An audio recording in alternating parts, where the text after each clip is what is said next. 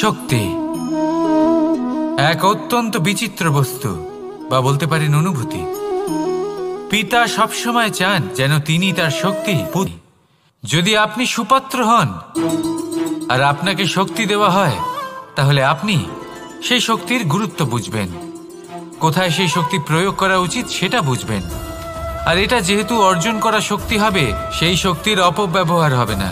কিন্তু যদি এই আপনি কুপাত্র হন আর যদি আপনাকে এই শক্তি দেওয়া হয়, তাহলে কি হবে? দেখতে গেলে এই শক্তি আপনি দান হিসেবে পেয়েছেন, তাই না আপনি এই শক্তির গুরুত্ব বুঝবেন আর না এর প্রয়োগ আপনি জানবেন। তার অপব্যবহার হওয়া সুনিশ্চিত। তাই যদি আপনি কোনো শক্তি অর্জন করতে চান, তাহলে আগে তার যোগ্য হয়ে উঠুন। পুত্র নয়, পাত্র হয়ে উঠুন। আর আমার সাথে ভালোবেসে বলুন, রাধা রাধা। কথায় আছে, প্রত্যেক পুত্র তার পিতার প্রতিচ্ছবি হয়, আর সমস্ত প্রতিচ্ছবি চায় যেন সে তার অস্তিত্ব প্রাপ্ত করতে পারে। পুত্র চায় সে যেন তার পিতার মতো হয়, বা কখনো কখনো তার থেকেও শ্রেষ্ঠ হয়। সেটা কোনো অনুচিত ব্যাপার নয়। অনুচিত তখন হয় যখন পুত্র নিজের পিতার মতো হবার স্বপ্ন পূরণ করতে গিয়ে বা তার থেকেও শ্রেষ্ঠ হওয়ার স্বপ্ন পূরণে অনুচিত পথের আশ্রয় নেয়। কারণ তারপরে সে তার পিতার গুণগুলি আত্মসাৎ করতে চায় না। সে শুধুই এটা চায় যে সংসারের চোখে যেন আমি শ্রেষ্ঠ প্রমাণিত হই। এটা অনুচিত। সংসারে এমন অনেক মানুষ আছেন যারা এই কারণে শ্রেষ্ঠ হওয়ার চেষ্টা করেন যাতে তার পরিবারের তার পিতার সম্মান বৃদ্ধি পায়। এমনও মানুষ থাকেন। আর এটাই হলো পার্থক্য উদ্দেশ্যের। মনে রাখবেন, যদি আপনার উদ্দেশ্য শুভ হয় তাহলে পথও শুভ হবে, যদি আপনার উদ্দেশ্য অশুভ হয় তাহলে পথও অশুভ হবে। তাহলে নিজের পিতার মতো হবার চেষ্টা অবশ্যই করুন, তার থেকেও শ্রেষ্ঠ হওয়ার চেষ্টা অবশ্যই করুন, কিন্তু মনে রাখবেন আপনার সংকল্প আর আপনার উদ্দেশ্য এই দুই শুভ হওয়া উচিত। তাহলে আসুন আর আমার সাথে ভালোবেসে বলুন, রাধা রাধা। শক্তি শক্তি অর্জন করা এতটা কঠিন নয় যতটা শক্তি লাভ করার পরে সেই শক্তি সামলানো কঠিন হয়। কারণ যেই মানুষ শক্তি লাভ করে তার মনে গর্ববোধ জন্মায়, জন্মায় অহংকার, জন্মায় জেদ। তাই শক্তি প্রাপ্ত করার সাথে বিনম্র থাকাও অত্যন্ত আবশ্যক। আর এটা আমাদের শেখা উচিত বৃক্ষের থেকে। বৃক্ষ যা আমাদের ফল দেয়, বৃক্ষ যা যত ফল দেয় ততটাই ঝুঁকে যায়। আমরা পাথর মারি ওই বৃক্ষের থেকে ফল প্রাপ্ত করার জন্য। সেই পাথরের মার সহ্য করেও বৃক্ষ আমাদের ফল দেয়। কোনো গর্ববোধ নেই, কোনো অহংকার বোধ নেই। আর সেই জন্য এই বৃক্ষের পুজো করা হয়। এটাই হলো মাহাত্ম্য শক্তির সাথে বিনম্রতার। যদি এই শক্তি সৃজন করে থাকে, সাহায্য করে থাকে, সম্বল হয়ে থাকে, তবেই সেই শক্তি উপযুক্ত। আর নয়তো সেই শক্তি একদিন আপনাকে আসক্ত অবশ্যই করবে। তাহলে শক্তি অবশ্যই অর্জন করুন, কিন্তু তার সাথে সেই শক্তি সামলানোর মতো বিবেকও আপনাকে অবশ্যই জাগ্রত করতে হবে। তাহলে আসুন আমার সাথে ভালোবেসে বলুন, রাধা রাধা। অহংকার অত্যন্ত বলশালী হয়। এই অহংকার মানুষকে কখনো নত হতে দেয় না। অদ্ভুত ব্যাপার, এই অহংকার যা মানুষকে কখনো নত হতে দেয় না, সেটাই তার পতনের কারণও হয়ে দাঁড়ায়। যেখানে মানুষ এটা ভাবতে শুরু করে যে শুধুমাত্র সেই যোগ্য, সেখান থেকেই তার পতনের আরম্ভ। ঠিক কিনা? দেখুন, যদি কোনো মানুষ এটা ভাবে যে আমি এই সব কিছু করতে পারি, তাহলে তা হলো বিশ্বাস। কিন্তু যদি সে এটা ভাবতে থাকে যে শুধুমাত্র আমি এই কাজ করতে পারি, তাহলে তা হলো সেই ব্যক্তির অহংকার। আর এটা আপনাকে বিনাশের দিকে অবশ্যই নিয়ে যাবে। মনে রাখবেন, যখন আমি আর শুধুমাত্র এই দুই এক হয়ে যায়, সেখান থেকে আপনার পতনের সূত্রপাত হবেই। তাই আপনি কখনোই এই অহংকারের চক্রব্যূহে ফেঁসে যাবেন না। বিশ্বাস রাখুন নিজের ওপর এবং অন্যের ওপরও। আর মনে রাখবেন, বিশ্বাসের মধ্যে বিশ্বের প্রত্যেকটা বস্তু বসবাস করে। তাই এই অহংকারকে ত্যাগ করে ফেলুন আর আত্মবিশ্বাসের ওপর মনোসংযোগ করুন। আর আমার সাথে ভালোবেসে বলুন, রাধা রাধা। মানুষ নিজের জীবনে ঈশ্বরকে খুব মান্য করে, ওনার জন্য কি না করে। ভিন্ন ভিন্ন নামে তাকে স্মরণ করে, তাকে পুজো করে, তার আরাধনা করে। সে জানে যে ঈশ্বর তাকে শক্তি অবশ্যই দেবেন, তাকে সাহায্য অবশ্যই করবেন। কিন্তু যখন প্রশ্ন আসে গুরু এবং ঈশ্বরের, তখন গুরুর মান কখনো কম হওয়া উচিত নয়। কারণ সত্যি বলতে কি, গুরুই হলেন সেই সিঁড়ি যা বেয়ে আপনি ঈশ্বরের কাছে পৌঁছানোর পথ খুঁজে পাবেন। সেই পথ আপনি গুরুর থেকেই পাবেন। গুরু না থাকলে আপনি কখনো ঈশ্বর লাভ করতেই পারবেন না। আর জীবনে অনেক সময় লক্ষ্যের থেকেও অনেক বেশি গুরুত্বপূর্ণ হলো পথ। তাই এই পথের সম্মান করতে শিখুন, অর্থাৎ গুরুকে সম্মান করতে শিখুন। কারণ গুরুই হলেন পরমেশ্বর। তাহলে আসুন আর আমার সাথে ভালোবেসে বলুন, রাধা রাধা। আপনার জীবনে আপনার প্রকৃত বন্ধু আসলে কে? আপনার সব থেকে শ্রেষ্ঠ মিত্র আসলে কে? তিনি যিনি সময় এলে পরে আপনাকে সাহায্য করেন, নাকি তিনি যিনি সময় এলে পরে আপনাকে অর্থ দেন? দেখুন, আমরা হলাম মানুষ, আমাদের জীবনে লেনদেন চলতেই থাকে। এটা আমাদের জীবনের অভিন্ন অংশ। কিন্তু অনেক সময় এমন হয় যে আমরা তাকেই নিজের প্রকৃত বন্ধু বলে মনে করি, যিনি আমাদের একটা বহুমূল্য উপহার দেন, ঠিক কিনা? এবার আপনার জীবনে সেই বহুমূল্য উপহার কোনটা, ওই অমূল্য মিত্র আসলে কে, সেই সিদ্ধান্ত হলো আপনার। কিন্তু যদি আপনি আমাকে জিজ্ঞেস করেন, তাহলে আমার মতে স্বর্ণ, হিরে, মুক্ত, ধন এগুলো বহুমূল্য নয়। বহুমূল্য হলো সঙ্গ, যখন আপনি একা হয়ে যাবেন, সময়, যখন আপনার তাকে প্রয়োজন হবে, সমর্পণ, যখন আপনার বিশ্বাসের প্রয়োজন পড়বে। যে মানুষ আপনার প্রতি এই 3 গুণ প্রদর্শন করেন, যিনি আপনার কঠিন সময়ে আপনাকে অবশ্যই সঙ্গ দেবেন, যখন আপনার প্রয়োজন পড়বে আপনাকে অবশ্যই সময় দেবেন, আপনার প্রতি সম্পূর্ণ সমর্পিত থাকবেন, সেই হলো আপনার আসল মিত্র, সেই হলো আপনার প্রকৃত বন্ধু। কারণ সত্যি বললে, বন্ধুত্বের অর্থই হলো নিজেকে সম্পূর্ণরূপে কারোর কাছে সমর্পণ করে দেওয়া। তাই আপনার সেই বন্ধুর জন্য নিজের প্রাণ উজাড় করে দিন আর ভালোবেসে বলুন, রাধা রাধা। মানুষ জীবনে 3টে কাজ অবশ্যই করে থাকে। কিছু দান করে, কিছু গ্রহণ করে, আর কিছু ত্যাগ করে দেয়। এটাও ভাবতে থাকে যে এটা করলে কিভাবে করবে। দেবার জন্য পর্যাপ্ত ধন নেই, নেবার জন্য সংসারে অত স্নেহ নেই, আর ত্যাগ করার জন্য জীবনে এত সুখই নেই, তাহলে কিভাবে করবে?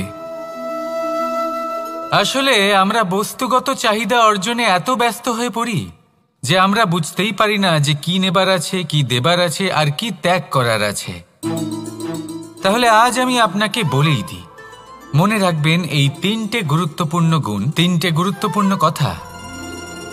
দেবার জন্য আছে দান, নেবার মতো আছে জ্ঞান, আর ত্যাগ করার মতো আছে অহংকার।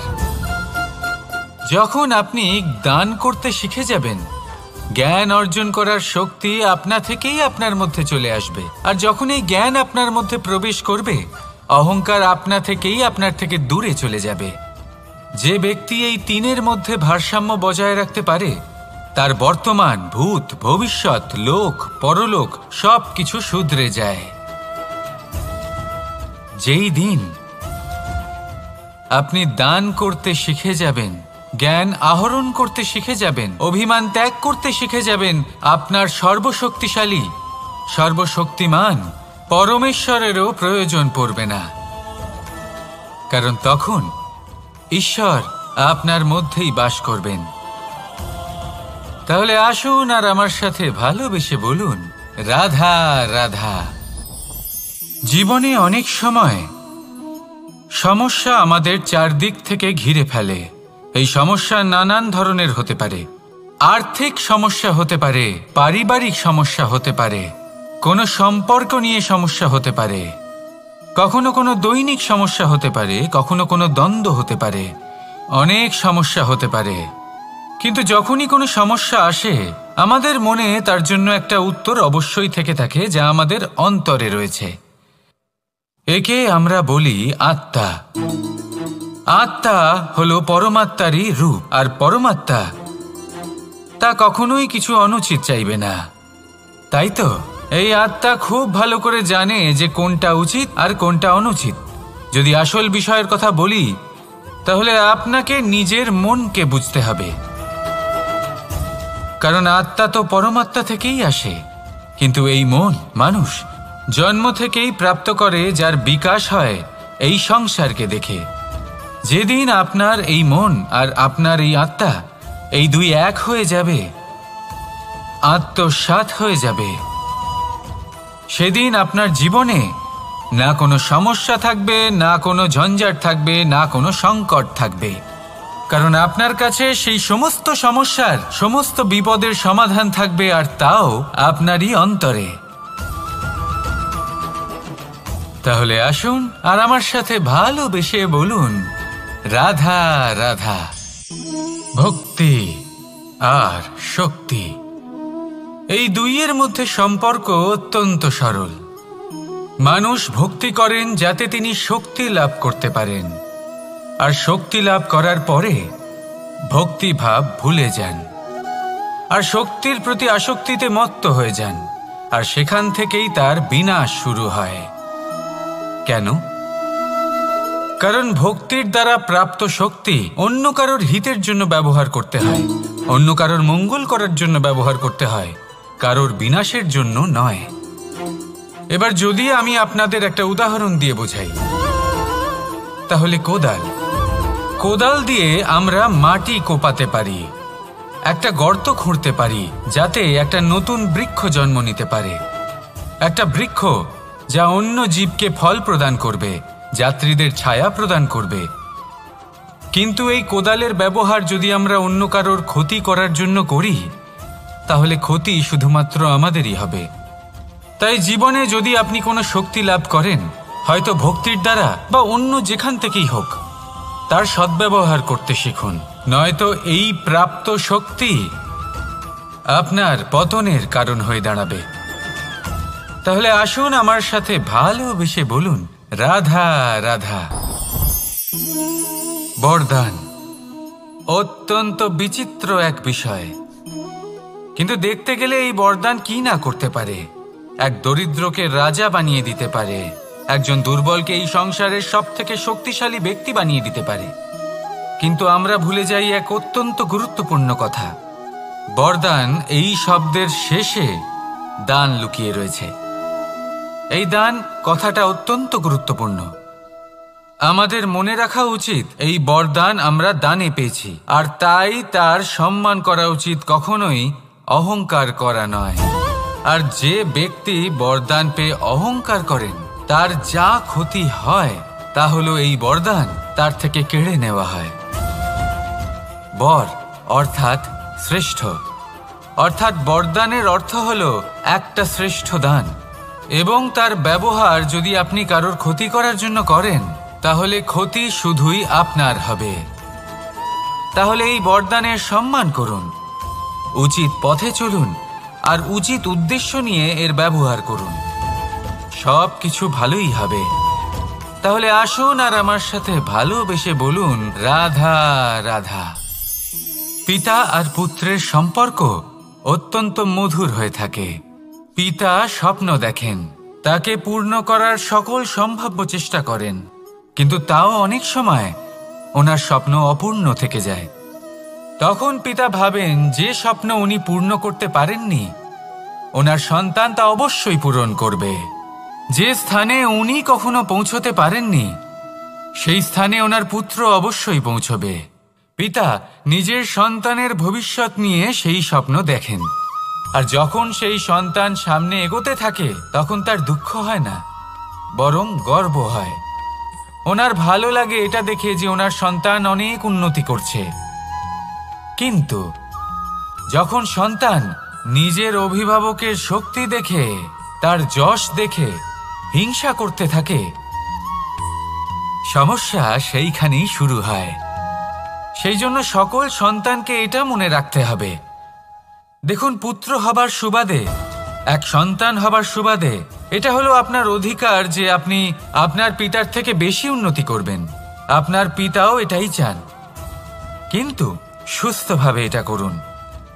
একটা রেখা টেনে নিন যাতে আপনি তাতে এগোতে পারেন আর আপনার পিতার তাতে গর্ববোধ হয়, আর সেই বিষয়ে দুঃখ না হয় যে আমার সন্তান আমাকেই ছোট করার চেষ্টা করছে।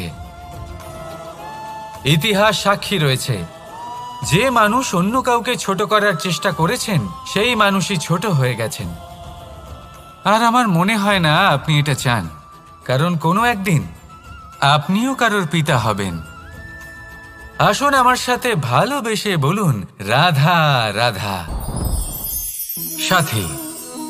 সাথী এই শব্দটির ব্যাখ্যা কে কিভাবে করে? মিত্র, সখা, বন্ধু, কিন্তু অর্থ একটাই। তিনি যিনি আপনার সঙ্গী হন আর তিনি যার সাথী আপনি হন। এবার সব থেকে বড় প্রশ্ন হলো এটাই যে তিনি কে হতে পারেন যাকে আপনি আপনার সাথী বলে মেনে নিতে পারেন, নিজের সখা, নিজের মিত্র, নিজের বন্ধু মেনে নিতে পারেন। আপনার সাথী হলেন তিনি যিনি দুঃখের সময় আপনার পাশে থাকবেন, আপনার হাত ধরে থাকবেন। আপনার সাথী হলেন তিনি যার হাত আপনি নিজের সুখের দিনে ধরে থাকবেন। সেই সাথীরই হাত ধরুন যিনি দুঃখে সবসময় আপনাকে সাহায্য করার জন্য তৎপর হয়ে থাকেন, আপনার পাশে থাকেন, আর যাকে সুখের দিনে আপনি আপনার সাথে রাখতে পারেন। আর যখন আপনার সাথে আপনার এই সাথী থাকবে তখন আপনি এটা বুঝবেন যে যখন জীবনে দুঃখ আসে তখন এই দুঃখ কমে যায়, সবার মধ্যে ভাগ হয়ে যায়। আর যদি তখন সুখ আসে তাহলে সেটা সবার উপস্থিতিতে আরো বেড়ে যায়। এটাই হলো প্রেম, এটাই হলো ভালোবাসা, এটাই হলো সঙ্গ। যেমন সম্পর্ক আমার আর রাধার মাঝে। তাহলে আসুন আর আমার সাথে ভালোবেসে বলুন, রাধা রাধা। আমাদের মনে যখন কোনো প্রশ্ন ওঠে, কোনো দ্বন্দ্ব জাগে, তখন আমরা যাই আমাদের গুরুর কাছে, আমাদের আরাধ্যের কাছে গিয়ে জিজ্ঞেস করি। এইভাবেই একদিন আমি পৌঁছলাম আমার আরাধ্যের কাছে, আমার মহাদেবের কাছে, আর ওনাকে প্রশ্ন করলাম যে মহাদেব, জীবনে আনন্দ পাওয়ার, উৎসব পালনের, প্রেম ভাগ করে নেবার, জীবনকে উপভোগ করে নেওয়ার সর্বশ্রেষ্ঠ সময় কোনটা? মহাদেব হাসলেন আর উনি বললেন, জীবনে উৎসব পালনের সবথেকে শ্রেষ্ঠ দিন হলো মৃত্যুর ঠিক আগের দিনটা। প্রেম ভাগ করে নেওয়ার সবথেকে শ্রেষ্ঠ মুহূর্ত হলো মৃত্যুর ঠিক আগের মুহূর্ত। জীবনকে উপভোগ করে নেওয়ার সর্বশ্রেষ্ঠ প্রহর হলো মৃত্যুর এক প্রহর পূর্বে। তখন আমি চমকে গেলাম। আমি বললাম, কিন্তু মহাদেব, মৃত্যু তো অনিশ্চিত, আমরা জানিও না কবে আমাদের মৃত্যু হবে। মহাদেব আবার হাসলেন। উনি বললেন যে যদি আমরা এভাবে জীবন কাটাই যে আমরা জীবনের প্রত্যেক দিন, প্রত্যেক মুহূর্ত, প্রত্যেক প্রহর শেষ বলে মনে করি, তাহলে আমাদের সমস্ত জীবন আনন্দের সাথেই অতিবাহিত হবে। কি বলেন? তাহলে আপনিও এই কথা মনে রাখুন আর আমার সাথে ভালোবেসে বলুন, রাধা রাধা। জীবনে অগ্রসর হওয়ার জন্য আমাদের কাকে প্রয়োজন হয়? মাতা পিতা, বন্ধু, প্রেম, সাহায্য, অর্থ, পরিশ্রম, আশা। ভিন্ন ভিন্ন মানুষ ভিন্ন ভিন্ন বিকল্প চয়ন করে। যদি আমি আপনাকে বলি তাহলে জয় আর পরাজয়ের মন্ত্র দুটো শব্দের উপর নির্ভর করে, মেনে নেওয়া আর দৃঢ় হওয়া। যদি মেনে নেন তাহলে হেরে যাবেন, যদি দৃঢ় হন তাহলে নিশ্চিত রূপে জয়ী হবেন। যদি কখনো আপনি ক্লান্ত হয়ে ওঠেন, আপনি দুঃখী হন, পুরোপুরি ভেঙে পড়েছেন, তখন মেনে নেবেন না যে আপনি ভেঙে পড়েছেন, নয়তো হেরে যাবেন। তখন উল্টে স্থির করবেন যে যাই হয়ে যাক না কেন, আমি জয়ী হবই। আর আপনি দেখবেন যে জয় নিশ্চিত রূপে আপনার কাছেই আসবে। তাহলে এই কথা মনে রাখবেন আর আমার সাথে ভালোবেসে বলবেন, রাধা রাধা। সময়, জীবন, কাল। দেখতে গেলে এই তিনটি শব্দ একটি শব্দেরই সমার্থক শব্দ মনে হয়, কিন্তু এই শব্দগুলির অর্থ কি সমান? কখনোই নয়। হ্যাঁ, এই সময় চলতে থাকে, জীবন চলতে থাকে, কালচক্র চলতে থাকে।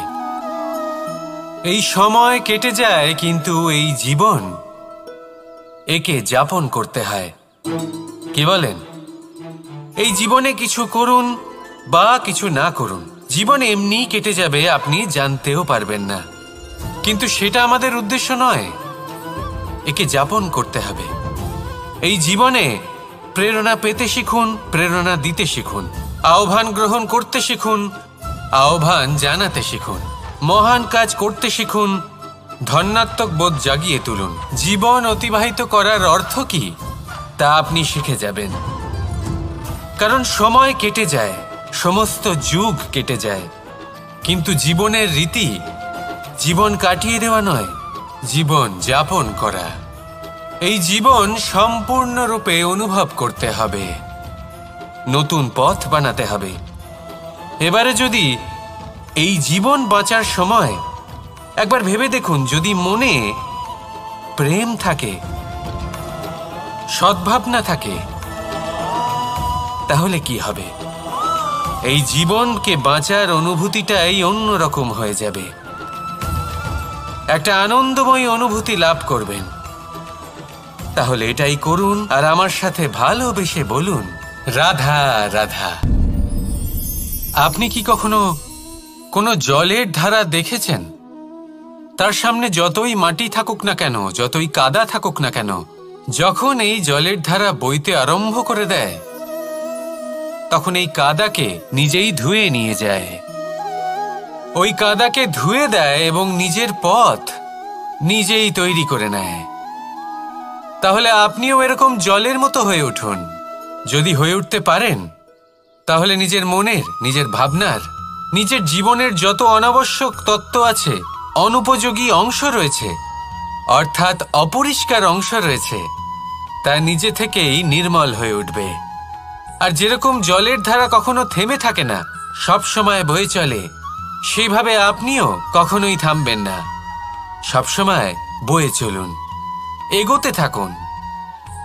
পথে যদি অনেক বিপদ আসে, সমস্যা আসে, থামবেন না, তার উপর নিরন্তর প্রহার করুন, নিরন্তর প্রয়াস করুন আর অগ্রসর হন। আপনি ভেবে দেখুন, এই জলের ধারা কখনো থেমে থাকে না, সবসময় বয়ে চলে, বিপদের সম্মুখীন হয়ে তাকে সাথে বয়ে নিয়ে চলে। সেই জন্য জলের ধারা, প্রবাহমান এই ধারা, এর থেকে কখনো দুর্গন্ধ আসে না, এতে কখনো ময়লা জমতে পারে না, বরং পালিত হয় সুন্দর প্রাণবন্ত জীবজন্তু, যেমন সুন্দর ছোট মাছ। তাই আপনিও এটাই করুন, কখনো থামবেন না, শুধু চলতে থাকুন, জলের ধারার মতো বইতে থাকুন। আপনি আপনার লক্ষ্য অবশ্যই খুঁজে পাবেন, আর তার সাথে নিজের অন্তরের যে মালিন্য রয়েছে, তা আপনি নিজেই নিজের থেকে দূরে করে দেবেন। তাহলে আসুন আর আমার সাথে ভালোবেসে বলুন, রাধা রাধা। এবার অনেক সময় মানুষের মনে এরকম প্রশ্ন আসে যে এই সংসারে সবথেকে বড় বিপদ কি? কেউ বলে ধর্ম সংকট, আবার কেউ বলে প্রাণের উপর আসা সংকট। প্রত্যেক মানুষের জীবনে বিভিন্ন সংকট আসে, আর এই সমস্ত সংকট অত্যন্ত বিচিত্র হতে পারে। এই সমস্ত সংসার হলো সংকট দ্বারা পরিপূর্ণ। ঠিক আছে, আপনাকে একটা উদাহরণ দিই। একজন ধনী ব্যক্তি, এবার ওনার জীবনে সংকট কি হতে পারে? সংকট এটাই যে কেউ তার সম্পত্তি চুরি না করে নেয়, আমরা বুঝতে পারছি। এবার একজন চোর, তার জীবনে সংকট কি হতে পারে? যে চুরি করার সময় সে যদি তার একটা কাশি চাপতে না পারে তাহলে সে ধরা পড়ে যেতে পারে, ঠিক কিনা?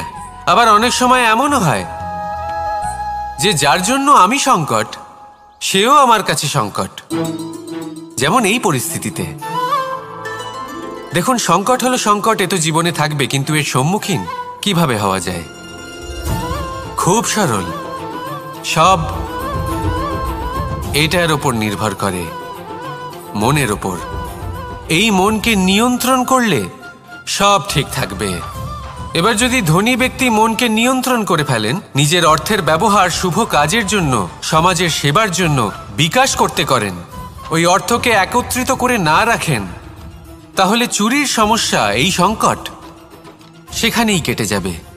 এবার যদি কথা বলি সেই চোরের, তাহলে চোর যদি নিজের মনকে সংযত করে নেয়, যদি নিজের কর্মকে নিয়ন্ত্রণ করতে পারে, তাহলে এমন কোনো স্বর নেই, এমন কোনো স্বর নেই যা ওকে ধরা পড়তে বাধ্য করবে। সেই জন্য জীবনে সংকট যতই আসুক, যত বড়ই সংকট আসুক না কেন, কবচ হলো একটাই, আর এই কবচের নাম হলো আত্মনিয়ন্ত্রণ। নিজের মনকে নিয়ন্ত্রণে রাখতে শিখুন। এটা নিজের জীবনে প্রয়োগ করে তো দেখুন। যদি আপনি করতে পারেন তবে আপনি দেখবেন যে সংকট তো জীবনে আসা যাওয়া করে, কিন্তু সেই সংকটগুলির সম্মুখীন আপনি এইভাবে করতে পারবেন। তাহলে সেটাই করুন, আর আমার সাথে ভালোবেসে বলুন, রাধা রাধা। এই দড়িটা দেখুন, ছোট ছোট রেশম দ্বারা তৈরি, এটা সরু সুতো দ্বারা তৈরি হয়েছে এটা, আর এ অত্যন্ত কোমলও বটে। আর আপনি চাইলে এটা সোজাও করে দিতে পারেন, আর চাইলে এটা বেঁকিয়েও দিতে পারেন, আর যদি চান তাহলে এটা গোল গোল করে বেঁধে কোথাও রেখেও দিতে পারেন। এবার এই কোমল দড়ি যদি কোনো নিষ্ঠুর কঠিন পাথরে বারংবার জড়িয়ে দেওয়া হয়, তাহলেও তাকেও কাটতে পারে, নিজের ছাপ ছেড়ে যেতে পারে, সেটার আকারও বদলে ফেলতে পারে। এবার এর কারণ কি? এর কারণ হলো অভ্যাস আর নিরন্তর প্রচেষ্টা। যদি আপনিও চেষ্টা করেন আর নিরন্তর কর্ম করে যান, তাহলে আপনার প্রারব্ধ পাথরের মতো কঠিনই হোক না কেন, তাতে ভাঙন ধরিয়েও আপনি নিজের লক্ষ্যে অবশ্যই পৌঁছতে পারবেন।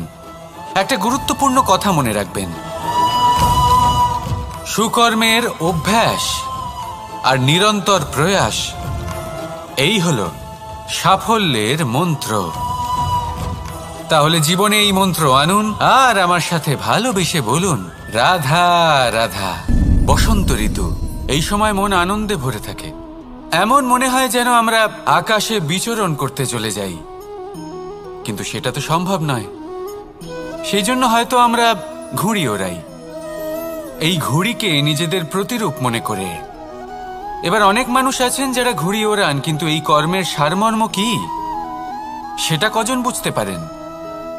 আপনি এটা মনে করুন যে আপনি হলেন সেই ঘুড়ি, আর এই সুতো যিনি ধরে রয়েছেন তিনি হলেন পরমাত্মা, আর এই সুতো যেখান থেকে শুরু হয় সেই লাটাই হলো আমাদের কর্মচক্র।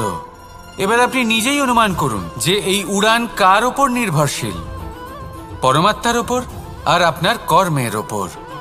যদি পরমাত্মা আপনার হাত ধরে থাকেন, আপনার সাথে থাকেন, যদি আপনি শুভ কর্ম করতে থাকেন, আপনি এই আকাশে উড়তে থাকবেন। কিন্তু কোথাও কোথাও যদি পরমাত্মার সাথে এই বন্ধন ছিন্ন হয়, আপনার কর্মচক্র খারাপ হয়ে যায় বা থেমে যায়, তাহলে আপনার এই ঘুড়ি কেটে যাবে আর দূরে কোনো গাছের ডালে গিয়ে আটকে যাবে।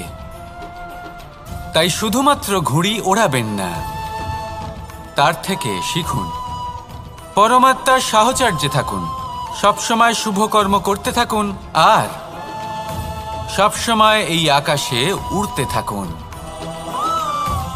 আসুন আর আমার সাথে ভালোবেসে বলুন, রাধা রাধা। জীবনে লক্ষ্য লাভ কি করে করতে হয়? কেউ বলবে বন্ধুদের সাহায্যে, কেউ বলবে প্রেমের সাহায্যে, কেউ বলবে নিরন্তর চেষ্টা করলে, কেউ বলবেন পরিশ্রম করলে, কেউ বলবেন ঈশ্বরের আশীর্বাদে, ইত্যাদি ইত্যাদি। আমি আপনাকে বুঝিয়ে বলি, এই যেমন ত্রিলোক আছে, অর্থাৎ 3 লোক আছে, যাকে সঞ্চালন করে ত্রিদেব বা 3 জন দেবতা। সেইভাবে নিজের লক্ষ্যে পৌঁছানোর জন্য 3টি ভাবের প্রয়োজন পড়ে। প্রথম ভাব হলো স্বপ্ন দেখা। আপনি যদি স্বপ্ন দেখতে শুরু না করেন তাহলে সেখানে পৌঁছতেই পারবেন না। তারপর আপনাকে দৃঢ় সংকল্প নিয়ে সেই পথ যেমনই হোক তাতে চলতে হবে। এ হলো দ্বিতীয় ভাব, দৃঢ় সংকল্প। আর তৃতীয় ভাব হলো সেই লক্ষ্যের যাত্রা পূর্ণ করার জন্য প্রতিবদ্ধ হওয়া।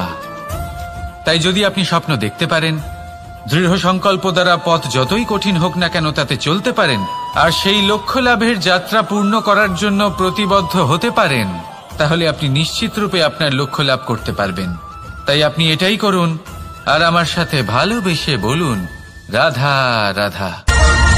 কথায় আছে যে জীবনে কিছু শুরু করার আগে স্বপ্ন দেখা অত্যন্ত গুরুত্বপূর্ণ, আর এটা 100% সত্যিও। কিন্তু কিছু মানুষ স্বপ্ন দেখা শুরু না হয় করে দেন, কিন্তু তারপর থামেনি না। স্বপ্ন দেখতেই থাকেন, তারা ভাবতেই থাকেন, কর্ম করেন না। এমন সময় আপনাকে নিজেকে জাগিয়ে তুলতে হবে। নিজেকে বলতে হবে যে এবার উঠে কর্ম করার সময় এসে গেছে। কারণ আপনারা যদি অত্যাধিক বিচার করতে থাকেন, স্বপ্ন দেখতে থাকেন, তাহলে উঠে কিছুই করতে পারবেন না। আপনি শুধু একটা কাজ করুন, উঠে কর্ম করা আরম্ভ করে দিন। তারপর ভেবেচিন্তে ধীরে ধীরে নিজের কর্মকে দিশাও দিন আর তাকে উচিত গতিও দিন।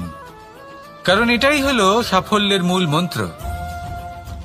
না শুধু কর্ম করুন না ভাবনা চিন্তা করে, আর না শুধু ভাবুন কর্ম না করে। সাফল্যের মূল মন্ত্র হলো এর ভারসাম্যে। তাহলে এটাই করুন, সাফল্যকে লাভ করুন, আর আমার সাথে ভালোবেসে বলুন, রাধা রাধা। সূর্যের মনে হয় যে তার থেকে বেশি তেজস্বী আর উজ্জ্বল কেউ নেই। তাই তার এই অহংকার ভঙ্গ করার জন্য মেঘ চলে আসে। তারপর এই মেঘের অহংকার বেড়ে যায় যে তার থেকে বেশি ঘন আর কেউ নেই। তারপরে বাতাসের একটা প্রবল দমক আসে আর মেঘেদের ছিন্ন ভিন্ন করে দিয়ে চলে যায়। তখন বায়ুর অহংকার বেড়ে যায়, আরো ভাবে যে তার থেকে বেশি শক্তিশালী আর কেউ নেই। এই দমকা বাতাস যখন বিশাল এক পর্বতের সাথে ধাক্কা খায়, তখন সেই বাতাসের অহংকারও চূর্ণ বিচূর্ণ হয়ে যায়। তারপরে পর্বত ভাবে যে তার থেকে বেশি ধীর আর শক্তিশালী আর কেউ নেই। তখন পৃথিবীতে ভূমিকম্প হয় আর সেই বিশাল পর্বত চূর্ণ বিচূর্ণ হয়ে যায়, তারও অহংকার ভেঙে যায়। এবার ধরিত্রীর অহংকার হতে থাকে। ধরিত্রী বলে যে আমার উপর সবকিছু টিকে রয়েছে, আমার থেকে বেশি শক্তিশালী আর কেউ নেই। একটা ছোট্ট ইঁদুর আসে, মাটিতে গর্ত করে আর মাটি ধসিয়ে দেয়। ধরিত্রীর অহংকার ভেঙে যায়। এর তাৎপর্য হলো সরল। এই সংসারে অহংকার কখনো স্থির থাকে না, এই অহংকার ভাঙবেই। এটা হলো সাংসারিক চক্র। আমাদের নিজেদের জীবনে কর্তব্য পালন করতে হবে, কর্ম করতে হবে, কিন্তু অহংকার নয়। যে ব্যক্তি এটা বুঝতে সক্ষম হন তাকে জ্ঞানী বলা হয়। আর যে মানুষ এটা বুঝতে পারেন না, তিনি সারা জীবন শোধ প্রতিশোধ মান অভিমানের এই চক্রে আটকা পড়েন। এবার আপনি কি এই চক্রে আটকে থাকতে চান, নাকি জ্ঞানী হয়ে উঠতে চান? সেই চয়ন আপনারই। আসুন আর আমার সাথে ভালোবেসে বলুন, রাধা রাধা। কোনো যোদ্ধা জন্ম থেকে যোদ্ধা হন না, তিনি যোদ্ধা হবেন কিনা চয়ন করেন। তিনি যোদ্ধা হবেন বলে তখনই স্থির করেন যখন তিনি পিছু হটবেন না বলে দৃঢ় প্রতিজ্ঞ হন। যদি ওনার সামনে অশুভ কিছু হয়, তার বিরোধিতা করতে দৃঢ় প্রতিজ্ঞ হন, তবেই তিনি যোদ্ধা হতে পারেন। কেউই যোদ্ধা হয়ে এই পৃথিবীতে জন্মগ্রহণ করেন না। আপনি কি হতে চান? সেই দর্শক হতে চান যারা যুদ্ধভূমিতে বসে থেকে অন্য কারোর জয়ে উচ্ছ্বাস প্রকাশ করেন, নাকি সেই যোদ্ধা হতে চান যিনি নিজের শৌর্য দিয়ে, বীরত্ব দিয়ে পরাক্রম প্রদর্শন করেন এবং যার প্রশংসা যুগ যুগ ধরে হয়ে চলে? সিদ্ধান্ত আপনারই। আসুন আর আমার সাথে ভালোবেসে বলুন, রাধা রাধা। সাফল্য খুব সহজ এক শব্দ। এটা হলো সেই সব শব্দের মধ্যে অন্যতম যা মানুষ একটু বুঝলেই ভাবেন সব বুঝে ফেলেছি। আর যেই উনি বুঝতে পারেন সাফল্য কি, আজীবন সেই সাফল্যের পেছনেই ছুটতে থাকেন। এই সাফল্য হলো একটা খেলার মতো, যাতে মানুষ নিজের সমস্ত জীবন বাজি লাগিয়ে দেন। আর প্রত্যেক খেলার মতোই এরও কিছু নিয়ম রয়েছে। আর প্রাথমিক নিয়ম হলো এই সাফল্য লাভ করার জন্য সাফল্য লাভ করার স্বপ্ন আপনাকে অবশ্যই দেখতে হবে আগে। হ্যাঁ, কিন্তু শুধুমাত্র স্বপ্ন দেখলেই কিছুই হবে না। স্বপ্ন দেখুন, তারপরে আপনার নিজের নিদ্রাকে ভঙ্গ করতে হবে, দিনরাত পরিশ্রম করতে হবে, দিনরাত চেষ্টা করতে হবে। তবেই এই সাফল্য আপনার কাছে আসবে আর আপনার পদানত হবে। তাহলে স্বপ্ন দেখুন আর পরিশ্রম করে তাকে সার্থক করুন। যদি এটা করেন তবেই সাফল্য সহজেই আপনার কাছে আসবে। আর তখন মন প্রসন্ন হয়ে বলবে, রাধা রাধা। সমস্যা প্রত্যেকের জীবনেই সমস্যা আসা যাওয়া করে। আর প্রত্যেক মানুষ সমস্যা আসার পর তার সমাধান খুঁজতে উঠে পড়ে লাগেন। কিন্তু যখনই সমস্যার সমাধান হয়ে যায়, আমরা সুপ্রসন্ন হয়ে যাই এবং অসাবধানও হয়ে যাই। আমাদের মনে হয় যে আমরা সম্পূর্ণরূপে সমস্যার অন্ত করেছি, কিন্তু কোথাও না কোথাও একটা ছোট্ট বীজ রয়েই যায়। আর সেই বীজ আমাদের অসাবধানতার ছত্রছায়ায় বড় হতে থাকে, আর তারপর মহা সংকট হয়ে আবার আমাদের উপর আক্রমণ করে। এই সংকট যে কোনো রূপে আসতে পারে, কোনো শত্রুর রূপেও আসতে পারে, বা কোনো মহামারীর রূপেও আসতে পারে। সেই জন্য সবসময় সাবধান থাকাই উচিত। কারণ অসাবধান হলে কি হয়, আমাদের সুরক্ষা চক্রে একটা ছেদ উৎপন্ন হয়, আর আমাদের শেষ করতে পারে এমন এক বাণ সেই ছেদ বিন্দু হয়ে আমাদের হৃদয়ে প্রবেশ করতে পারে। তাই যে কোনো সমস্যার সমাধান করুন, জয়ী হন, উৎসব পালন করুন, কিন্তু সাবধানে থাকবেন। আসুন আর আমার সাথে ভালোবেসে বলুন, রাধা রাধা। আমাদের জীবনে দুই ধরনের সম্পত্তি হয়ে থাকে। এক হলো ভৌতিক সম্পত্তি, এক হলো জৈবিক সম্পত্তি। অর্থ, সম্পদ, সুবিধে, খাদ্য, এইসব ভৌতিক সম্পত্তির মধ্যে পড়ে। ব্যক্তি, মিত্র, পরিবার, আমাদের আপনজন, আত্মীয় স্বজন সব জৈবিক শ্রেণীতে পড়ে। আর প্রত্যেক মানুষের পক্ষে এই বিভাজন বোঝা অত্যন্ত আবশ্যক। কারণ মূলত আমাদের ব্যবহার দুই রকমের হয়ে থাকে, হয় আমরা ভালোবাসি বা আমরা সদ্ব্যবহার করি। আর সবথেকে বড় ভুল আমরা তখন করি যখন আমরা বুঝতেই পারি না যে ভালোবাসবো কাকে আর ব্যবহার করব কাকে। আমরা ভৌতিক সম্পত্তি ভালোবেসে ফেলি আর ব্যবহার করি জৈবিক সম্পত্তিকে, যেখানে এটা অনুচিত। জৈবিক সম্পত্তিকে ভালোবাসুন আর ভৌতিক সম্পত্তিকে ব্যবহার করুন। যেদিন আপনার মধ্যে এই বোধ জাগ্রত হবে যে কাকে ভালোবাসবেন আর কাকে ব্যবহার করবেন, সেই দিন আপনার জীবনে শুধুই শান্তি বিরাজমান হবে। আর তখন এই মন প্রসন্ন হয়ে বলবে, রাধা রাধা।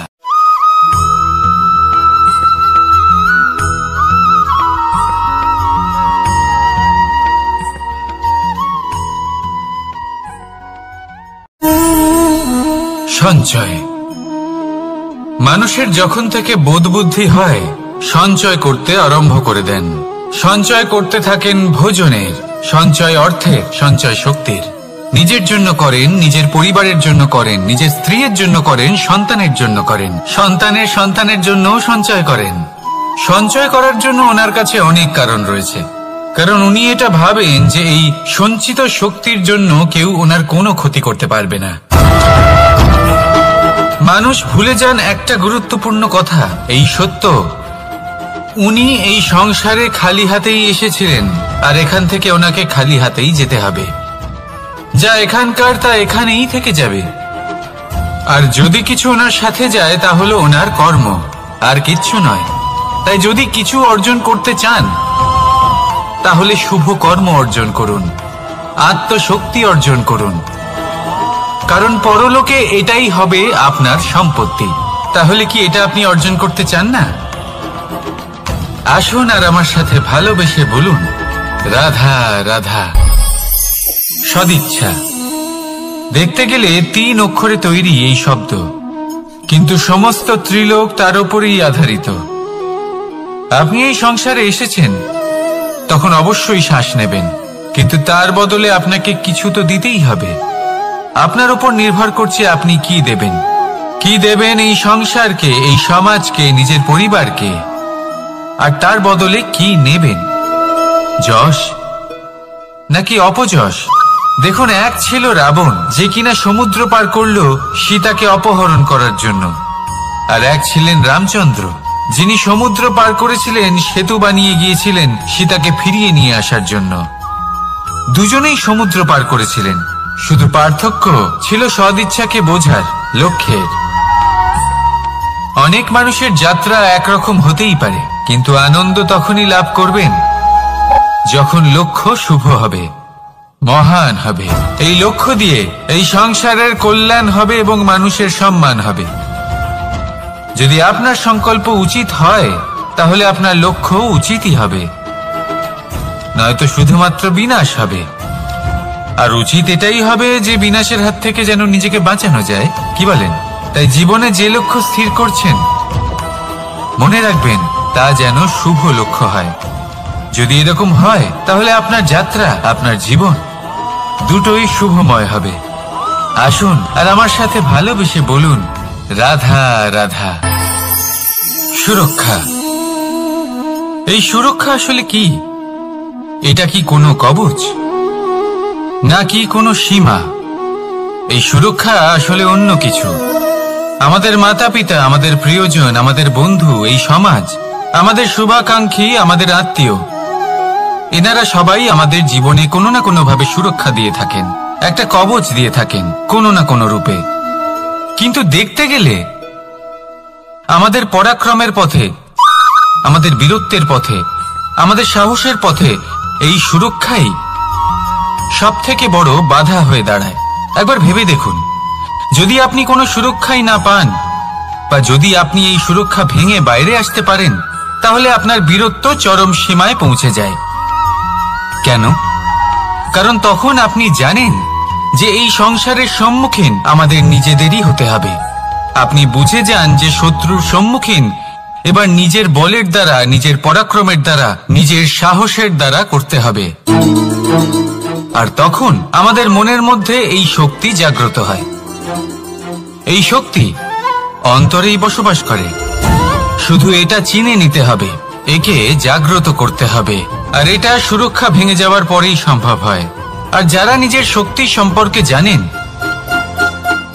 যিনি নিজেই জানেন তিনি কতটা শক্তিশালী, তিনি নিজেই নিজের সুরক্ষা কবচ চিরকালের মতো ভেঙে ফেলে দেন, ঠিক কর্ণের মতো। আর তারপরে দেখুন, আপনার পরাজয় হোক বা বিজয়ী হোক না কেন, সেটাই অনেক বড় হয়, সেটাই প্রশস্ত হয়ে থাকে। সেই জন্য ত্যাগ করুন নিজের ভয়কে, নিজের আশেপাশের এই সুরক্ষা চক্রকে ভেঙে ফেলুন, আর সম্মুখীন হন এই সংসারের নিজের শত্রু সম্মুখীন হন। পরাক্রমের এই অঙ্কুর, তা অঙ্কুরিত হওয়ার জন্য বীজের উপরের এই কবচ, এটা ভেঙে যাওয়া অতি আবশ্যক। আসুন আমার সাথে ভালোবেসে বলুন, রাধা রাধা।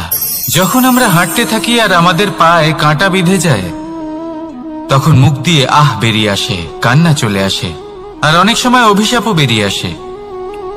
কিন্তু আমরা কি কখনো এটা এইভাবে দেখেছি, এইভাবে ভেবেছি যে আমরা যে পথে চলেছি সেই পথে কাঁটা বিঁধেছে, নাকি আমরা সেই পথ নির্বাচন করেছি যাতে শুধুই কাঁটা রয়েছে?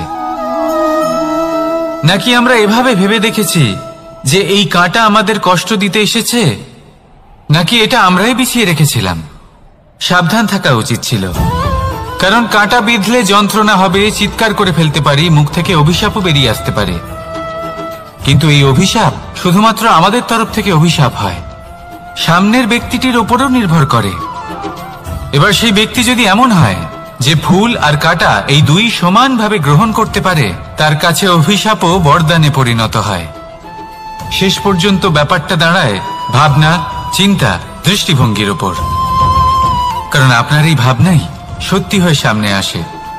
সেই জন্য এই ভাবনা, চিন্তা, মানসিকতাকে গুরুত্ব সহকারে দেখবেন। এই বিবেচনা নিয়ে বিবেচনা করতে শিখুন। আমার কথার অর্থ হলো যে জীবনে যখন এরকম কিছু একটা ঘটবে তখন ভেবে দেখুন যে এরকম কেন হলো। আপনি কি এমন কোনো কর্ম করেছিলেন যার কর্মফল এটা?